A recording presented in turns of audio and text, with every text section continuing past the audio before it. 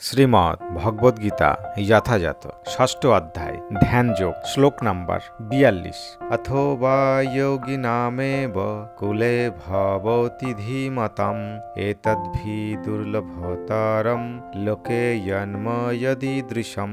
শব্দার্থ অথবা অথবা যোগিনাম যোগীদের এব অবশ্যই কুলে বংশে ভবতি জন্মগ্রহণ করেন ধীমাতাম জ্ঞানবান এতাত এই হি অবশ্যই দুর্লভতরম অত্যন্ত দুর্লভ লোকে এই জগতে জন্ম জন্ম ইয়ত যে ঈদৃশ্যম এই প্রকার। অনুবাদ অথবা যোগভ্রষ্ট পুরুষ জ্ঞানবান যোগীগণের বংশে জন্মগ্রহণ করেন এই প্রকার জন্ম এই জগতে অবশ্যই অত্যন্ত দুর্লভ। তাৎপর্য এই শ্লোকে ভগবান যোগী এবং পরমার্থবাদী সাধকের কুলে জন্ম হওয়ার প্রশংসা করেছেন, কারণ এই কুলে জন্ম হওয়ার ফলে জীবনের শুরু থেকেই পরমার্থ সাধনের প্রেরণা লাভ করা যায়। বিশেষ করে আচার্য অথবা গোস্বামী পরিবারে জন্ম হওয়ার ফলে পরম্পরা এবং শিক্ষার প্রভাবেই এই কুল বিদ্বান এবং ভক্তিযুক্ত হয়, তাই তারা গুরুপদ প্রাপ্ত হতেন।